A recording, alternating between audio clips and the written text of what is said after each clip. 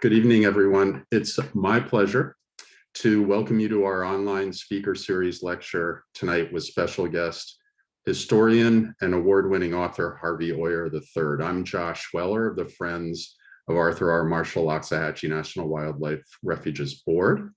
We're happy to have all of you with us tonight and grateful for your support and advocacy, as we know that many of you here tonight are members of the Friends, and we appreciate it very much.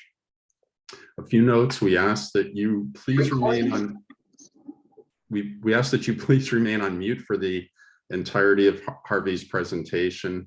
We will have time at the end for audience questions. You can feel free to submit comments and questions in the chat box thread, which you can find in the bottom of the screen. We also want to extend special thanks to our sponsor for this evening, 2 Ton, a creative agency here in Palm Beach County, focused on digital and strategic marketing. Thank you to Ryan Boylston and his team at 2 Ton. And now I'm happy to introduce our guest, Harvey Oyer III. Harvey really is a modern Renaissance man. By day, he's a partner in the Schutz and Bowen law firm. He is formerly an adjunct professor of law at the University of Miami School of Law and an adjunct professor at the Florida Atlantic University Honors College. He is a 5th-generation native Floridian and served for 7 years as the chairman of the Historical Society of Palm Beach County.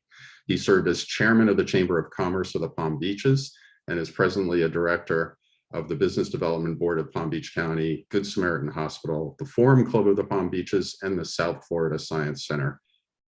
Although there may have been changes, Harvey. That's a lot of organizations to be involved in. Harvey's here tonight in his role as historian and author. In 2010, he was awarded the Judge James R. Knott Historical Contribution Award by the Historical Society of Palm Beach County. In 2009, the Florida Trust for Historic Preservation gave him their Individual Distinguished Service Award. And in 2008, the Florida Association of Museums named him Trustee of the Year. He was named one of the 100 most influential Floridians by Florida International Magazine and one of the 25 most powerful people in Palm Beach County by Palm Beacher Magazine. He holds a master's degree in archaeology from Cambridge University and worked in various parts of the world as an underwater archaeologist. He is a member of the Explorers Club, has skied to the North Pole, and served as a captain in the U.S. Marine Corps. Most notably for us this evening, Harvey is author of the best-selling award-winning children's book series, including The Last Egret, that is widely used in schools throughout Florida and is used at the Refuge for education groups. And the books are sold in our nature store at the Refuge. In 2013, he was named a Florida Distinguished Author. It's my pleasure to turn things over to Harvey Oyer III. Welcome, Harvey. Thanks, Josh. I appreciate it. And thank you all for inviting me and allowing me to be a part of this. I grew up going to the Arthur Marshall as a kid with my father and my sisters, and I've been back many, many times since. So appreciate what you do for one of the most important assets of our community. So thank you. I thought I would, and we can do anything you want to do, but I thought it would be interesting to sort of walk you through the children's book series, which seems like an odd thing to do with adults on the line, but let me give you a little background why I did this. I had been asked to speak in schools for many years, and Rotary clubs and Kiwanis clubs and conventions. Anyone who would sit down and be quiet and let me talk about history, I was delighted to do it. And invariably, after every one of those, someone would say, gee whiz, you seem to know a lot about this stuff. You should write a book someday. And like most people, I put that on my bucket list that I need to write a book someday. Never did anything about it until the Great Recession, when real estate lawyers like me didn't have a whole lot to do. And I actually started to put pen to paper, always thinking that I was going to write, one of those fancy, glossy coffee table books that we all buy and put on the coffee table and probably never open up and read. And as I contemplated that, I thought, that would have zero impact. That's just sort of a vanity project for myself. What alternatively could I do that would be impactful? And so I decided to write a children's book that I hoped would have an impact on our children and grandchildren and how they grow up and treat Mother Earth and the state of Florida and our community in a different way than we have in our generation, because they have a better fundamental understanding of the unique nature of Florida that maybe a lot of our policymakers and decision makers and voters didn't have. So that was the idea, the impetus. I have zero qualifications to do this. I've never taken a class, never been to a seminar, but I had two sort of distinct advantages. One is I had been speaking in schools for years at the invitation of teachers, because Florida history is mandatory fourth grade curriculum, but like many unfunded state mandates, the legislature tells fourth grade teachers, you must teach this, but by the way, we're giving you no money and no books. So these resourceful teachers would hunt me down to come speak at their class, which meant I was inadvertently doing market research for a book that I never knew I was going to write. And so I knew exactly which stories appealed to the kids. So I had that going for me. And I also had something else important going for me. In real life, my great-great-grandparents, who I call Mama and Papa in the book, moved here 150 years ago this year, in the year 1872. And that made them the first non-Native American permanent settlers of Southeast Florida. And with them came their 8-year-old son, Charlie. And that's who you see on the cover of this book. And he's the protagonist and namesake of the book series, The Adventures of Charlie Pierce. And the good news for me and everyone is Charlie kept a journal every day of his life, from the time that he arrived here as an 8-year-old until he died at 79 years old. And those journals form the basis of every history book ever written about South Florida ever since, because he chronicled every pioneer settler, every shipwreck, every hurricane, where the settlers came from, where they took their homestead claim, what their kids' names were. So it's really the primary reference manual. In fact, I'd challenge you to find a history book about South Florida that doesn't have in the bibliography the manuscript of Charles W. Pierce. So well-known historian, but no one had ever really examined what I thought was the most interesting part of his life, which was his childhood, because he lived in this, most remote part of the continental United States in this Huckleberry Finn, Swiss Family Robinson type of lifestyle that was truly unique. And then throughout his adulthood, he witnessed or participated in most of the big growth events in the history of Florida. He's kind of like a Forrest Gump. He just happened to be everywhere important when something important happened. And while there had been a lot of books written about things in his adulthood, no one had looked at his childhood. So I thought I would take these stories and sort of squish them together in a book and call it The American Jungle, because that's what this place was when my family arrived here, and see if these teachers would use it in their classes.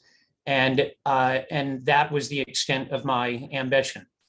And of course, it took hold, and it became adopted curriculum here, and then in Broward and Miami-Dade and most of the southern half of Florida, and private schools and charter schools. And so that's what led to the series. And I just want to briefly go through each of these books. The first book is about my family moving here. They started in a place that we today call Fort Pierce. Not coincidentally, my family's name was Pierce. That's where they started. Unfortunately for them, their house burned down. They were homeless, had nowhere to go, so they came down the Indian River. And Papa, my great-great-grandfather, Charlie's father, got a job as an assistant keeper of the Jupiter Lighthouse, for which he had no qualifications, but he was the only guy applying for the job, so he got it. Incidentally, the keeper of the lighthouse who hired him was named Captain Armour. And if you ever visit the Jupiter Lighthouse, you'll notice it's on a road called Armour Way.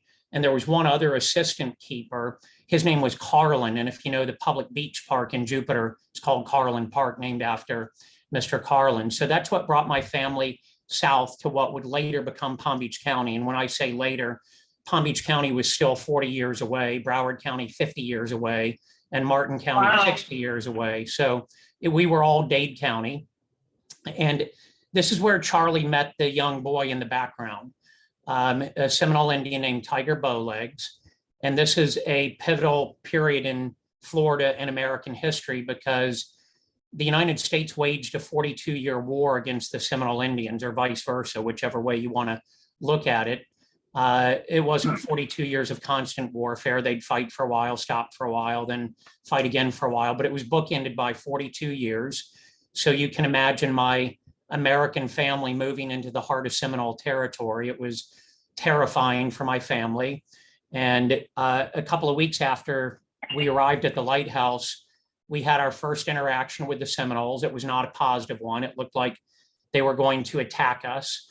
But in the midst of this tense moment, this young Seminole boy stepped forward and extended his hand in an act of friendship towards Charlie, because he wasn't tainted by, 42 years of war. He just wanted to have a friend to play with. And it started a friendship that had pretty dramatic results, even though their parents did not want them to be friends and their cultures were at war with each other and they didn't even speak the same language. They learned each other's language and they learned each other's culture. They became best friends, which eventually caused their mothers to become friends, and then their fathers become friends, and eventually their peoples become friends. And the longest war in American history ended. And you can read a whole bunch of political reasons in textbooks why the longest war in American history ended, but I submit that one of the biggest reasons was the friendship of two 8-year-old boys that would be the functional equivalent of third graders in the Palm Beach County public school system, brought together peoples that had been at war for nearly half a century. And they solved a war that American presidents and generals and tribal chiefs had been unable to solve. So while that was not the intent of the book, the intent was to teach Florida history and flora and fauna and topography and so forth. Every one of my books has a moral to the story and a moral learning arc. And in this first book, it was the cross-cultural connection. And I think there are no more important things for our kids to be learning today in a very divisive world that we live in than the ability to get along with and accept people from other cultures. So this book, which is filled with adventure and hurricanes and shipwrecks and discovering Spanish galleons filled with gold and all sorts of exciting stuff that appeals to kids.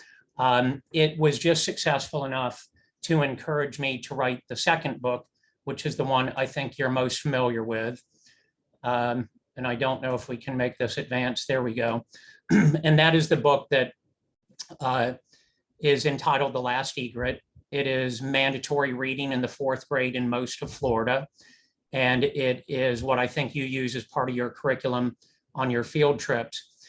And this it won the Florida Book Award and has outsold my other 4 books combined.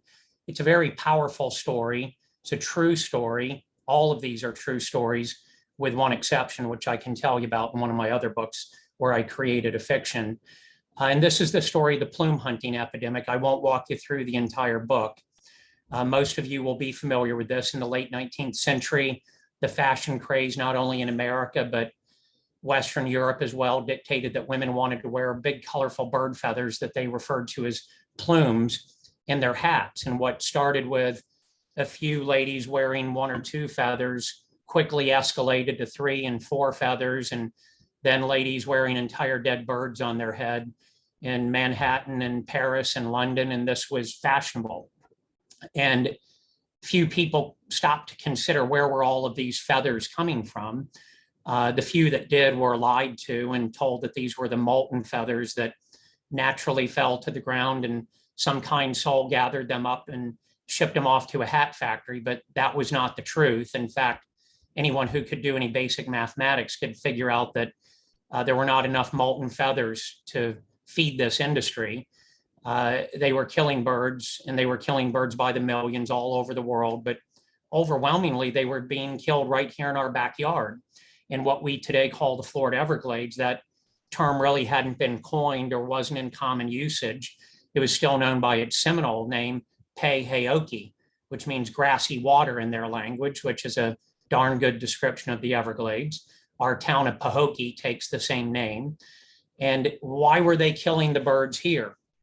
Well, many species of migratory bird come to this area to breed during the winter. So why would you traipse all over North America if you could go to one place where they all are at the same time?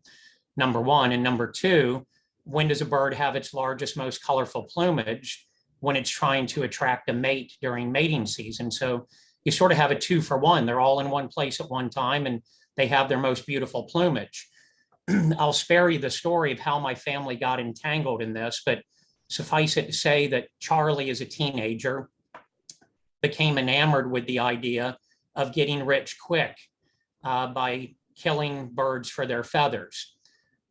His parents didn't condone it and told him the family would not participate in the wholesale extermination of God's creatures for no reason other than greed. But as a teenage boy who lived in the wild jungle frontier of Florida, and we hunted every day as a way of life, and everything we ate had to be killed or grown, it just was too enticing for Charlie. So he got together with some of his teenage buddies and concocted a plan to run away from home and go on what was called the Great Plume-Bird Expedition, which was really a get-rich-quick scheme for teenage boys running away from home on a big adventure. And as you'll see on the cover of the book, he has his Seminole Indian friend Tigerbow Legs with him. He also has the 2 boys in the other boat who were brothers who had just moved to the area. Their last name was Bradley, Guy and Louis Bradley. You might have heard of their father, E.R. Bradley, an early pioneer settler, who was also one of the Barefoot Mailmen. And they lived in what is today Lantana. If you know where the old Key Lime house is, that's where their homestead was, which was just across the lake from our family homestead on Hypoluxo Island, which Hypoluxo Island belonged to my family for 3 generations. Believe it or not, we got it for free from the federal government under the U.S. Homestead Act, which is remarkable. My only regret is my family didn't keep it, because it's probably $1 billion of real estate today. And then you'll see the 5th character in this is that little girl on the right, which in real life was my great-grandmother, Lily Pierce, who is the first white non-Native American child ever born in Southeast Florida. There's a National Register of Historic Places marker where she was born. If you take Atlantic Avenue in Delray, east to A1A, there's a Marriott Hotel on your left. Across the street from the Marriott along the beach on the sidewalk is a National Register marker that marks the place where she was born. And by the way, she died in 1967. Many people on this call were alive in 1967. You could have known the first non-Native American human being ever born in South Florida, an area that today has about 7.5 million people. So I don't think there's anything that better illustrates the dramatic and recent growth of South Florida's population than that we went from 1 to 7.5 million in a relatively short period of time. So this is the story of these kids running away from home, circumnavigating the state of Florida for 5 weeks in a wind-powered vessel, looking to kill birds. And I will show you the back cover. I use the back cover of all of my books as a teaching moment. The teaching moment on the back of this book are 8 birds indigenous to the Florida Everglades. And the star of this one is the white bird in the middle, a snowy egret, because while all the feathers had some value, some more, some less, by far the most valuable was the snowy egret. And please Google this after the talk. An ounce of snowy egret feathers in the late 19th century traded for three times the value of an ounce of gold. So these ideally were what they were looking for. They spent 5 weeks killing thousands of birds all over South Florida and not finding the elusive, valuable snowy egret until one day they were deep in the Florida Everglades. They penetrated from south to north, from Flamingo in Cape Sable north, waist deep in snake and alligator infested swamps. They had to abandon their boat and their tinder boat. And so they were pretty intent on doing this. But the moral learning arc in this book is one by one, each of the 5 children independently determine that what they're doing is wrong. And each one of them, one by one, check out of the exercise. But the culminating moment was when two of them, my great-grandmother Lily and Tigerbow Legs, the Seminole, had stopped killing birds. The other three, the Guy and Louis Bradley and my Uncle Charlie, were pretty hell-bent on killing a rookery full of snowy egrets once they found them.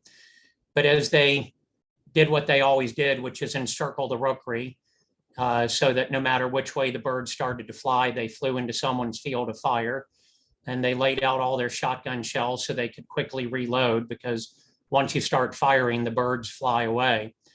Well, as they were getting in position, my Uncle Charlie had an epiphany. He realized that what they were doing was wrong, that the people he respected most in the world, his father, his sister, his best friend, all thought this was wrong. The 5 weeks of thousands of rotting bird carcasses, the dead baby birds in the treetop. I mean, after all, they were not just killing one generation of birds, so some lady in Manhattan could wear a hat on her head. They were killing 2 generations of birds, so a lady in Manhattan could wear a hat on her head, because by definition, when you kill an adult bird in a rookery during mating season, you're leaving unhatched eggs or newly hatched chicks to die. And somehow this hit Charlie all at once, and without thinking further, he fired a warning shot. And like a volcano erupting, all of these snowy egrets began to take flight to safety before the other 2 boys were in position. And one of those boys, Louis Bradley, did get some shots off, but he didn't hit anything. But unlike Louis Bradley, his brother Guy Bradley wasn't firing at all. He was sitting Indian style with his shotgun across his knees, looking back at his friend Charlie, smiling, because you see, he too had come to the conclusion that what they were doing was very wrong, but he did not have the courage to stop it. And he was proud that Charlie had stopped it. And so the kids all came home, remarkably without a scratch on them, met the punishment of their lives for running away from home. But the important part of this story is how it impacted all of them as they grew into adulthood and had the benefit of hindsight and realized what they had participated in. And what they had participated in was one of the worst man-made environmental disasters in American history, rivaled only by the BP oil spill and the Exxon Valdez spill, because over a period of 25 years or so, a number of species of birds were driven to the brink of extinction, and several to extinction, for no reason other than women wanting to wear these in their hats. And they all had great remorse. They would all spend some part of their life trying to make amends for what they had done.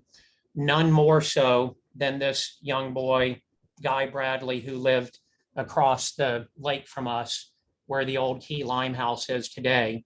Guy Bradley. Well, Guy Bradley kept his share of the proceeds from the feathers that we sold.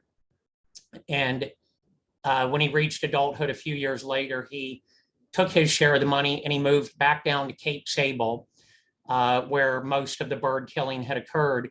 And he became a wildlife conservation officer. You can see the badge on his chest. And he devoted the remainder of his life to protecting birds in the very location that he had killed them by the thousands with my family just a few years earlier.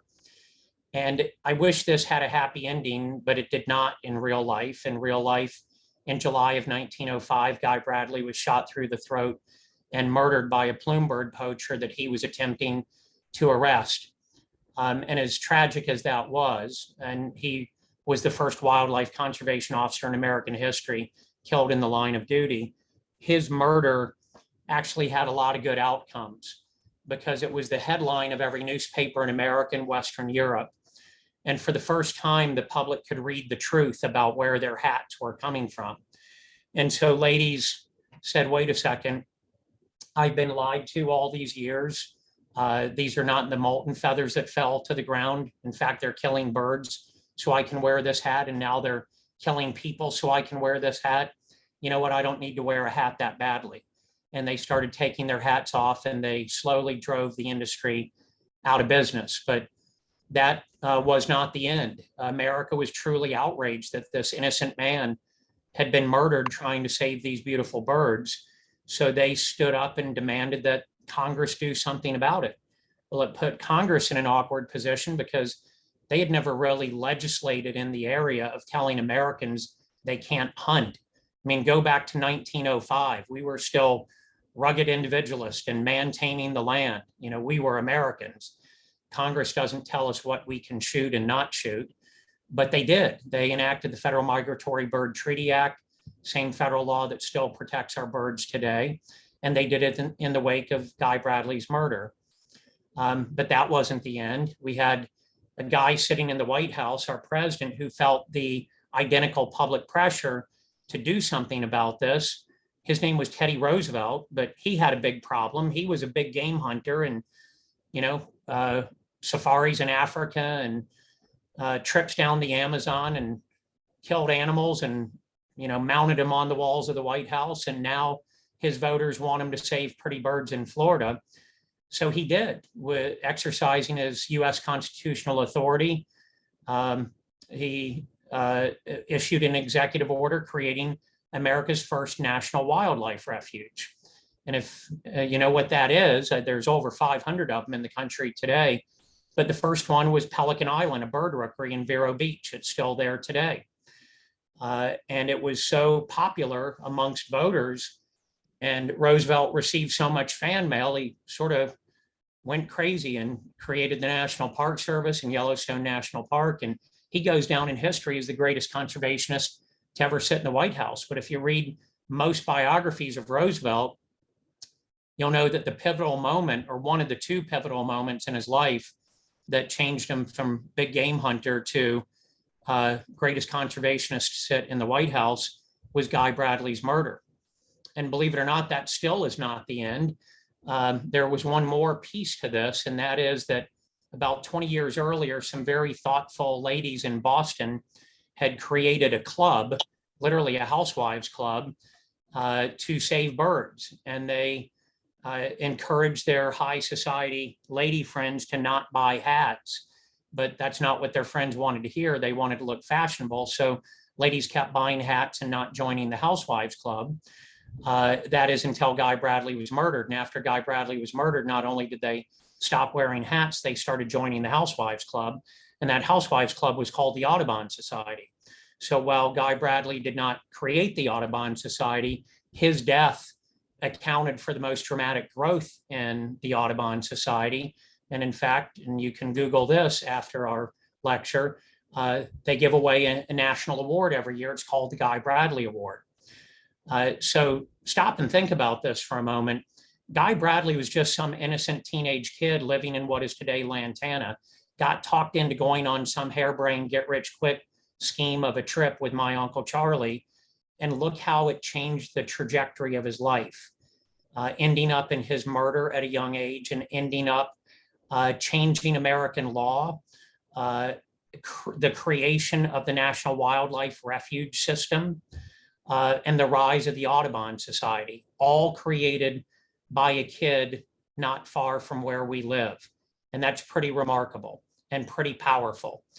And if you're wondering why do school districts around the state make it mandatory for fourth grade kids to read about killing and blood and guts, and it's because it's important. And I think they fundamentally understand that if we do not teach our kids and our grandchildren right from wrong about being better stewards of Mother Earth, we cannot hope for a better outcome in their generation than we have achieved in prior generations. And I commend them for being farsighted enough to recognize this need and adopting this as curriculum. So I won't spend as much time talking about the next three books. The third book in the series is called The Last Colusa. If you know what a Colusa is, it's a pre-Columbian Native American tribe. They are true native Floridian. Seminoles and Miccosukees, of course, are not. They didn't come to Florida until in and around the year 1800 from Georgia and Alabama. They are part of the Creek Nation. So the true Floridians had all sorts of names. Tequesta or Tequesta, we don't know how they pronounced it. The Hobe is in Hobe Sound. The Appalachie is in Apalachicola. The Timucuan or Timucuan, don't really know how they pronounced it, but the most dominant were the Colusa people. They were our equivalent of the Aztec, the Maya, or the Inca. Great engineers, navigators, long distance traders, really remarkable people who the archaeological record reflects that they lived in perfect harmony with nature here for over a millennia, never denuding the landscape, never cutting down the last tree like you see on Easter Island, for example, or in Hispaniola. Truly remarkable culture. They didn't leave behind Parthenons and pyramids, so we kind of lost them from history. No written language that we know of, but I wanted to teach my readers about them, particularly in the year 2013, which was the quincentennial, which is a fancy word for 500th anniversary of the arrival of Juan Ponce de Leon, who named this place La Florida in 1513. And if you rewind to 2013, a few years ago, everyone was focused on celebrating the arrival of the Spanish, but no one was really talking about who were the people that lived here for 1,000 years before the Spanish arrived. And that's who I wanted to talk about, the Colusa. And so I wrote this book during that quincentennial year, and I made a deal with Ann Scott, Rick Scott's wife, who was the first lady. She had two goals: children's literacy and getting people outdoors. That before I would sell any books, that we would hide the first run of the books in all the state and national parks around Florida, and make admission to all of those parks free, so that kids and families could come follow clues and go on a giant statewide scavenger hunt simultaneously, first Saturday in December of 2013. And of course, Arthur Marshall was a big participant in that, as was every other state park and most of the national parks. And it was kind of neat to see kids and families that otherwise probably had not gone to a park before or a wildlife refuge, running over themselves and elbowing each other out of the way to try to find a book. So it was kind of cool. This is the one book that has a fiction in it. And that's because in this book, I have my family meeting the last living Colusa Indian. And my family never interacted with the Colusa Indians in real life. They were gone about 100 years before my family arrived. But I did not know how else to make it happen. There's some truth to the book.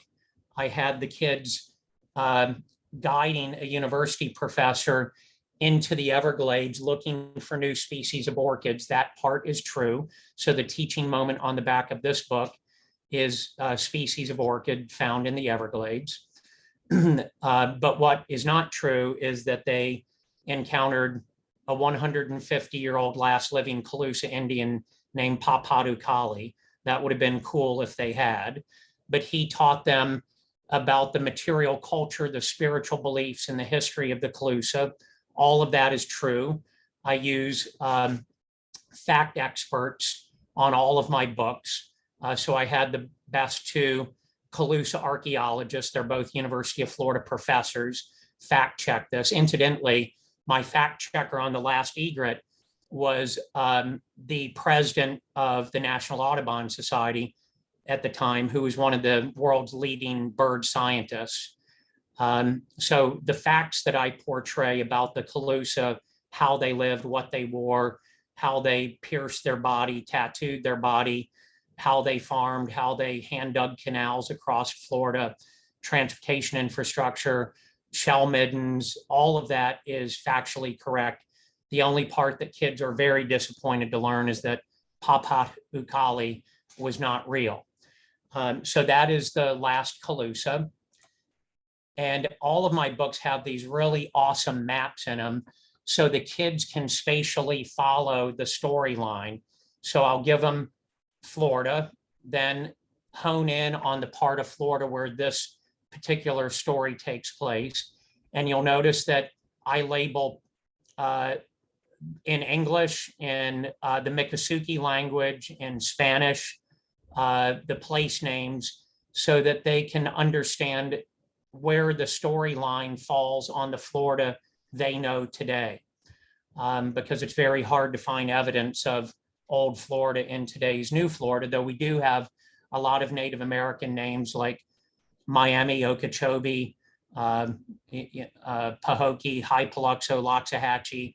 A lot of these names in our lexicon are holdovers from Native American era. By the way, I have no artistic ability. These maps are done by a Palm Beach County school teacher.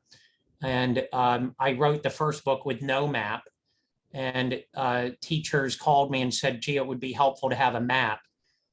So every book since has had a map, and all the reprints of the original book have a map. And I think it's one of the most beautiful parts of the book.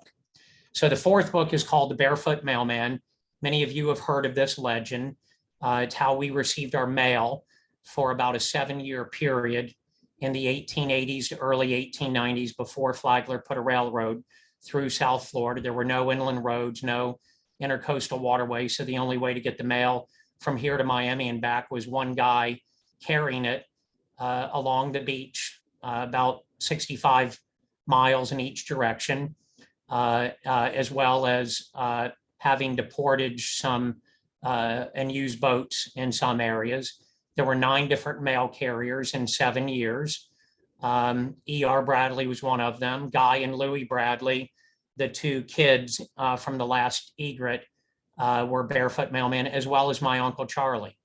And this book is really the story of the best known of the Barefoot Mailmen, a guy named Ed Hamilton, and he became well known for all the wrong reasons in real life. In October of 1887, he disappeared in the line of duty, vanished off the face of the earth, never to be seen or heard from again. One of the great unsolved mysteries in Florida's history.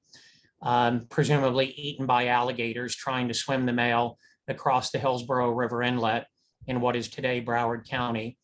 And this is the story of Charlie and Lily going in search of him.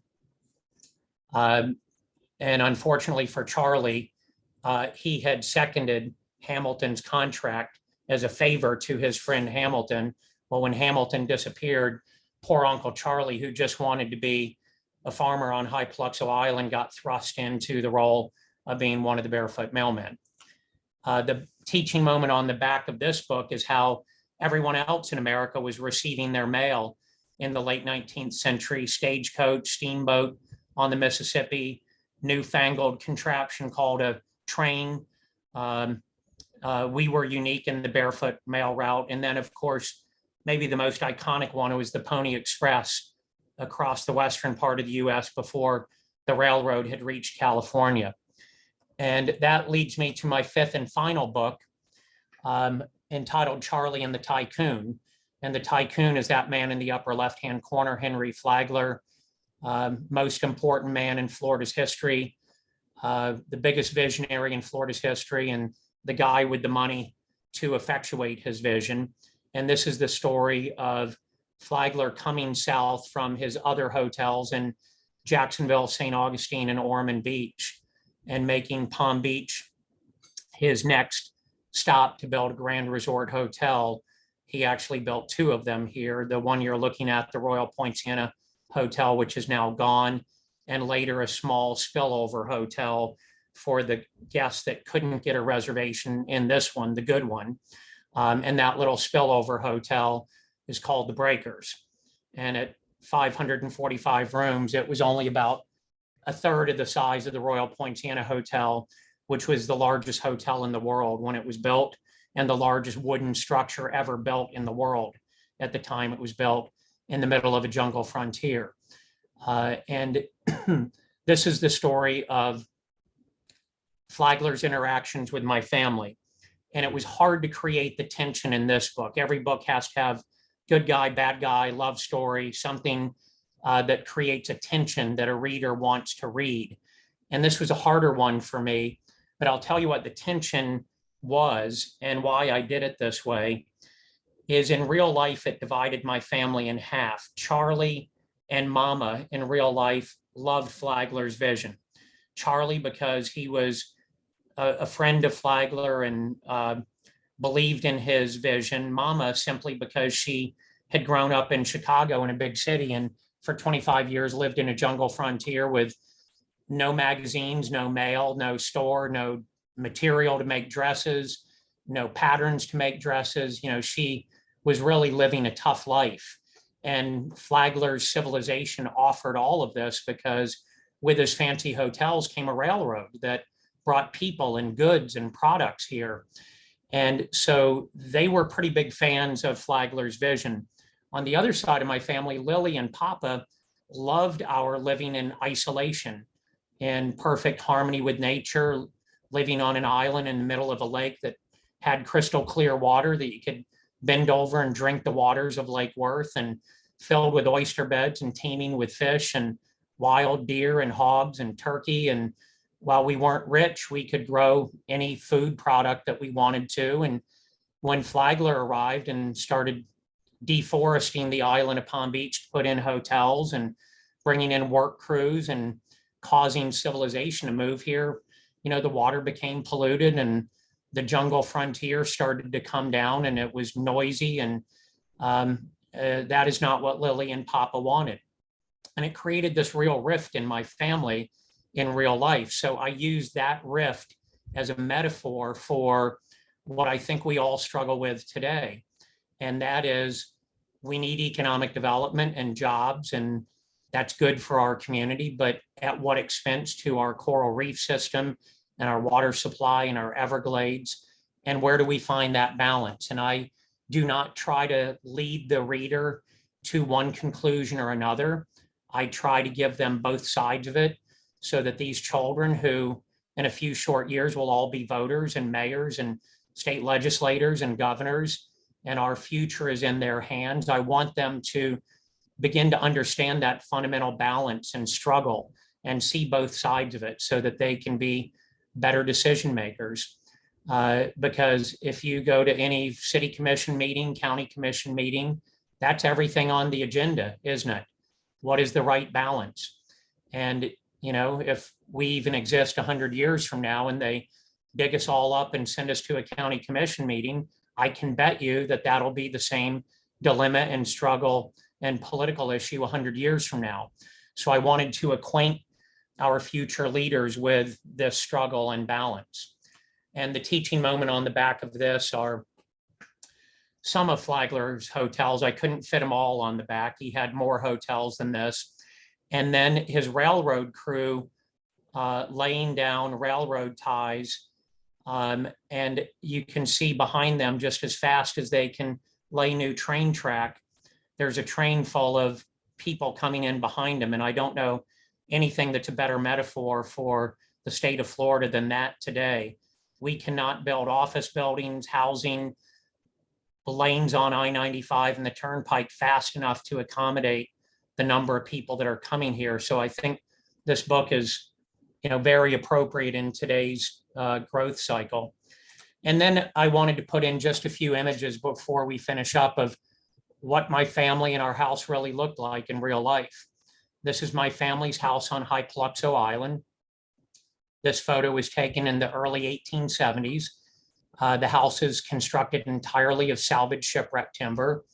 The roof is made of palmetto frond thatching that the Seminole Indians taught us how to do. They were now our friends, not our enemies, because of the boys' friendship. And the man leaning against the post on the right is my great-great-grandfather, Captain Hannibal Dillingham Pierce.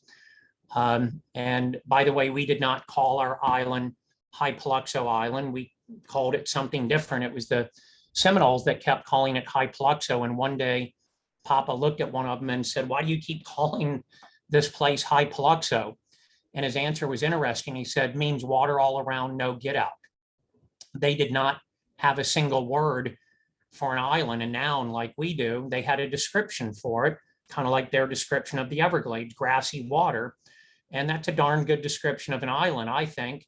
Water all around, no get out. Papa heard it as Hypoluxo, had no idea how to spell it, but he wrote it down and we've had it ever since. Town of Hypoluxo, Hypoluxo Island, the Hypoluxo Road. So next time you're driving past the I-95 interchange of Hypoluxo Road. Just think of water all around, no get out, and that no doubt it's inaccurately spelled, but it's however my great-great-grandfather heard it at the time. Here's my family in front of that same house years later when we have proper roof shingles. And the older couple on the left is Mama and Papa. On the far right with the suspenders and the hat on his head is Charlie.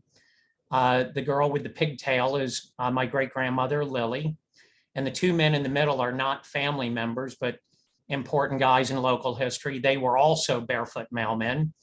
And in particular, the guy in the middle with the hat on his head is Hamilton, the one who disappeared, never to be seen again. And that's the only known photograph of him. So you're looking at a photograph of the first house in what is today Palm Beach County, the first family of Palm Beach County, the first white child ever born in South Florida, Lily, 3 Barefoot Mailmen, and the only known photograph of Hamilton. So pretty remarkable photograph. And by the way, cameras were extremely uncommon in that era. So to have any photographs that have survived is pretty remarkable. This is the Orange Grove House of Refuge, which stood on what is today Delray's public beach. It's now gone. There were 5 houses of refuge down the coast of Florida, all of them built identically, meant to pick up and house shipwrecked sailors.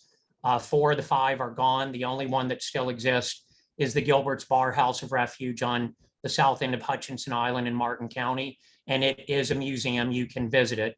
The others are gone, but this is the one and only one that was in Palm Beach County. It was called the Orange Grove House of Refuge because behind it, west, stood a grove of sour wild oranges. Not sure how they got there, either the Spanish or the Seminoles.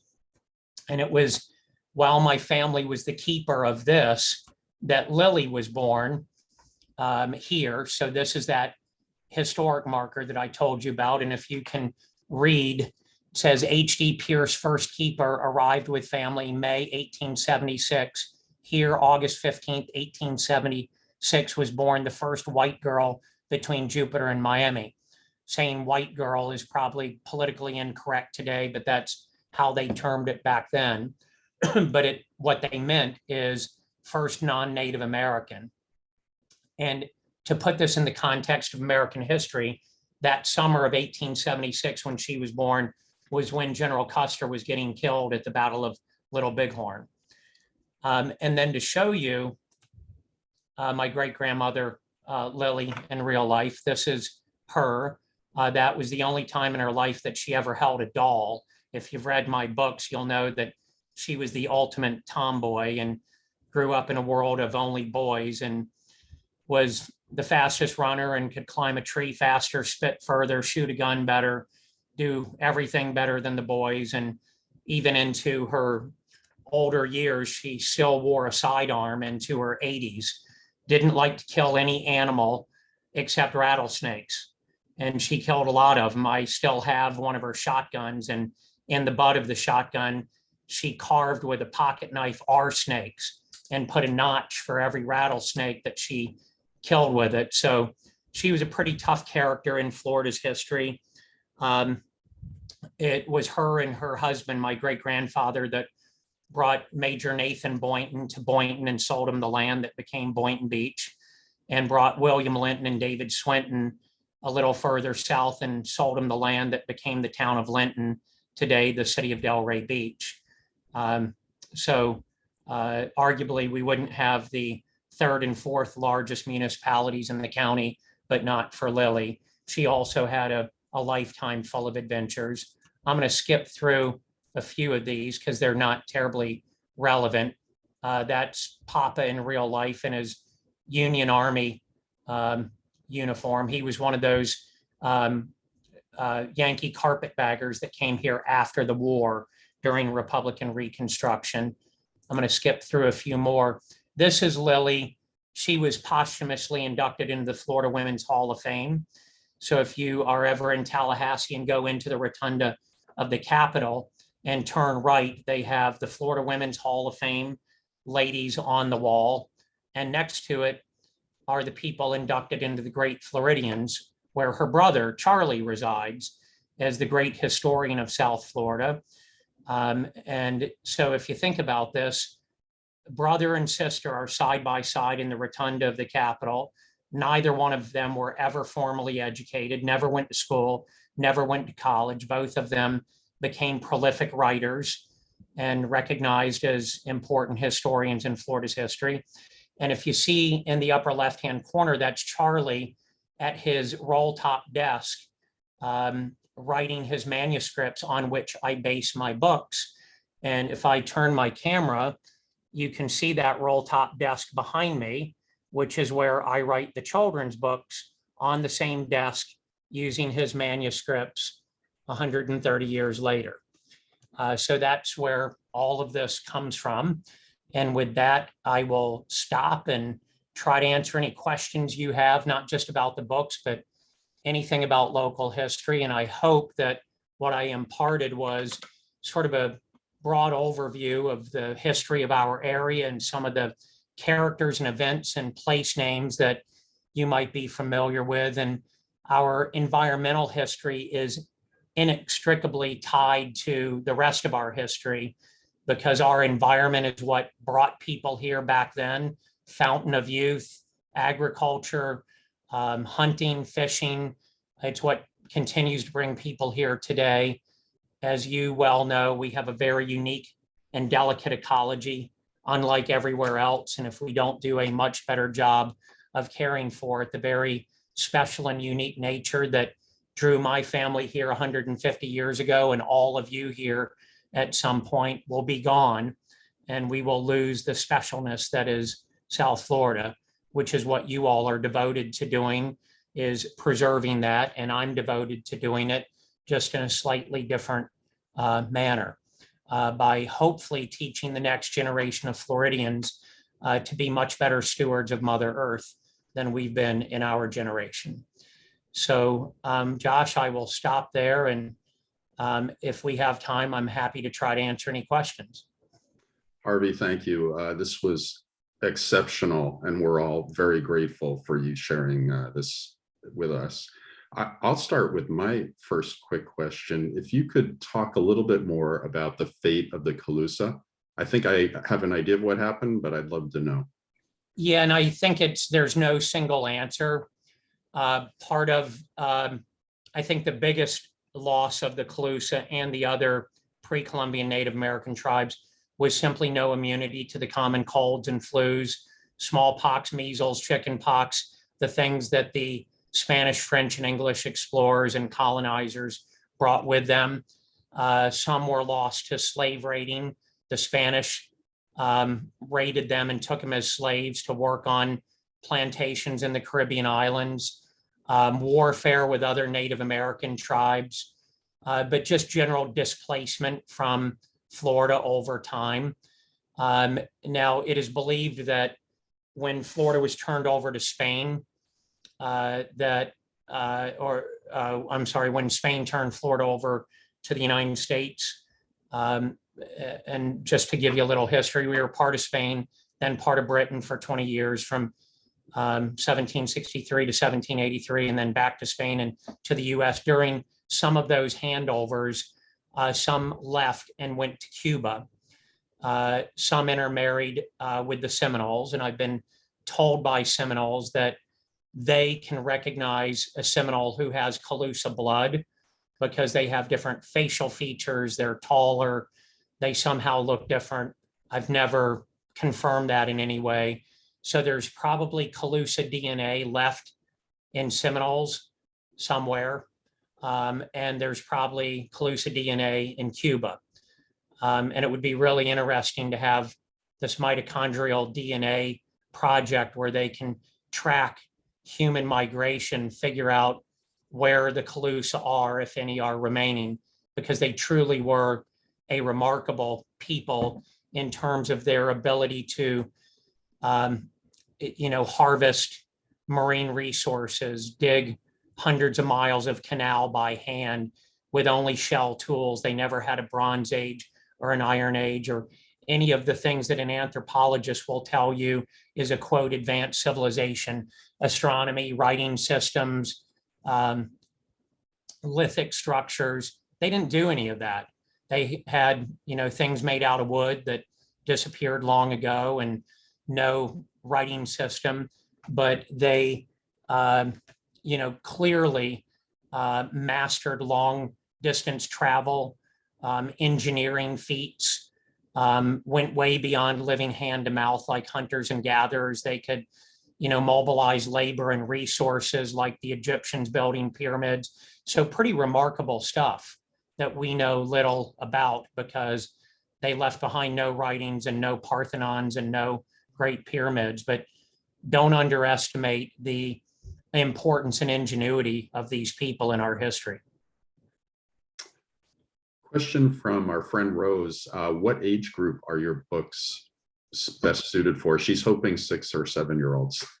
Yeah, so it'd be kind of advanced reading for a 6 or 7 year old. It's meant for the 4th grade. And when I first wrote these, I had people tell me, you're writing this to too high of a level. You need to dumb it down. I stood firm on that. I did not, because I want it to be a challenge. And I've been thanked many times by teachers and parents for not dumbing it down. It causes kids to be curious, to ask questions, investigate further.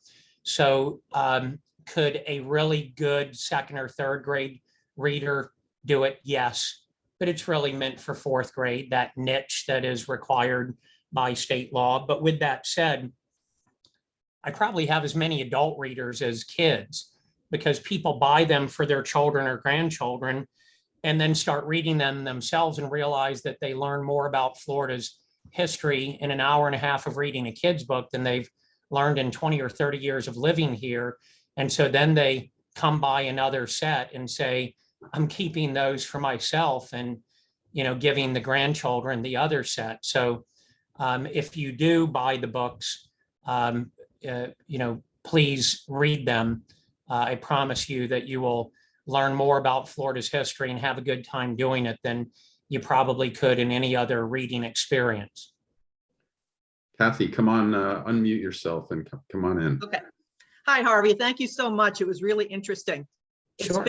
It's been a few years since I read The Last Egret, and I just have a question about your great-grandmother, Lily. You have her traveling all the way from what was Tallahassee, all the way back? Palatka. Okay. Yes. Did that really happen? It did. So to fill everyone else in here, in real life, my great-grandmother as a 12-year-old was shipped up to an all-girls private school in Palatka, which you could never imagine a fancy boarding school in Palatka today. But back in that era, North Florida was where all the wealth and plantations and education were, which is why UF and FSU and so forth are up there instead of down here. And that was not for her. She loved running barefoot and shimmying up coconut trees and bringing, wild animals home as pets and feeding wild bears. And the thought of wearing black patent leather shoes and going to a finishing school did not appeal to her. She fought the whole way. They thought it was for her own good because they thought they were raising a little Tarzan girl.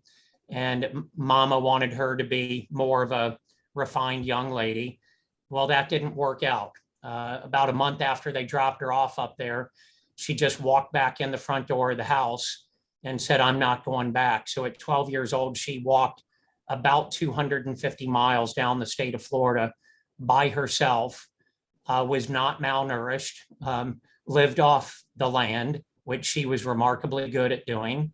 And they never made her go back to school because they figured she would run away again and maybe not get so lucky on the trip home. So she never went back to school again. That's awesome. Thank you. Sure. Harvey, question from our friend Ron. What do you think of the progress of Everglades restoration plans and the future of conservation there, given all the folks coming in to Florida on a daily basis, as you so noted? So I'm probably not as knowledgeable as you all are on which of the many experiments have worked and which ones are not. But overall, I think some are working. For example, the putting the Kissimmee River back to its meandering course. There are a lot of birds up there now, and there were shortly after they finished the project. And I think the water quality samples demonstrate that the water is cleaner since they put it back to the way God made it, or they put a lot of it back to that. And I'm hopeful and optimistic that of these many projects, land acquisitions, bridging under Tamiami Trail, restoring water flow, that while we've wasted billions of dollars messing it up and then trying to fix it, that we actually have reason to be optimistic that we can fix some of the damage. Now, how we're going to keep fitting in 1,000 new people a day, or whatever the number is of how many people are moving to Florida, I don't know how we're going to do that. But I do think science and the political will to fix the damage we created seems to be there. And we had a bumper year of taxes in Florida, so there was a lot of money to go around in this legislative session. And we have a governor who finds value in Everglades restoration issues, which has not always been a Republican platform issue, but it seems to be with this governor. So, I think there's a lot of good things happening. Is it perfect? No. Is it years too late? Yes.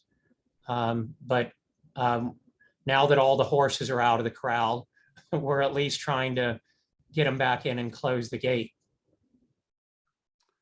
Harvey, we're going to get one more question in. I do want to share this with you. Note from Michelle saying, thank you so much for the presentation. It was a privilege to hear about your family's history. And last question, your books, this is straight from Emily. Your books have played a huge role in our lives and schooling this past year, and I would like to thank you so much. My 8-year-old son and I read the entire series this past year. I plan to reread them together each year as he matures. He has a question about the last Tycoon. Did your family actually get invited to the opening of the hotel? Yes, and a very cool thing, when the hotel grand opening occurred in 1894, they made a particular cake, and the Flagler Museum still had the recipe. So when I did the book launch for that book, I did it at the Flagler Museum, and they dusted off that recipe from 1894 and made the cake. So there were 200 or 300 kids that came to the museum for the book launch, and the superintendent of schools and other celebrities read from the book, and then the kids ate the cake. And I can tell you that there's a reason why they put the recipe away for 100 years, because the cake really was not that good. But it was kind of a neat thing to do. So yes, we did. And I'm still friends with the Flagler descendants. And they are very interested in the last Charlie and the Tycoon. It's a big seller at the Flagler Museum. And in fact, they've had me lecture at Flagler College in St. Augustine about this Flagler connection. So yes, that part is true. The untrue part was my family meeting the Colusa Indians, but otherwise they're generally true. Of course, I have to make up the dialogue around it. I have no idea what they actually said to each other 140 years ago. And I have to condense timelines to keep the book moving. So that part is a little fictional, the order that some things occurred, but the big parts of the stories are true. Harvey, I don't know if you'd be willing to provide, I have one of your emails, but if there's a better email for which people can reach out to you, it'd be fantastic if you're willing to provide that. Yeah, I'm happy to. So my email is hoyer, Hoyer, at Schutz, which is the name of my law firm, SHUTTS.com. And you're always welcome to reach out to me with questions. And of course, if you want any of these books, you certainly can buy them from your own gift shop. or you can buy them on Amazon. Or if you go to my website, they happen to be on sale right now because I gave a similar lecture yesterday on a national broadcast, and they asked me if I would run a sale on the books for their people. So if you paid retail for each of the books, they're $19.95 a piece. So you'd spend almost $100. Right now, you can buy all of them for $64 as a package, which is about a $35 savings. So if you go to theadventuresofcharliepierce.com, thelastegret.com, theamericanjungle.com, pick your book title, it'll lead you to the same website, and it'll be a little cheaper for you. Don't want to steal the sales from your gift shop, but if you want to save a little money, that's the way to do it. Harvey, thank you. We are very grateful for your presentation and time. I'm grateful for the invitation and for what you all do to preserve the heart and soul of our Florida, which is the Everglades. So thank you. I just want to make one concluding note to those who are here and watching on the recording, that we're taking a break for this summer, but we have already scheduled an exceptional opening lecture for next season, Thursday, November 10th. Nature and wildlife photographer Scott Deere will be sharing his work and speaking about how to make images of nature and wildlife that bring an emotional response to the audience. Thank you all for attending tonight. We're grateful for your support, and we'll see you at the Refuge. Good night. Thank you.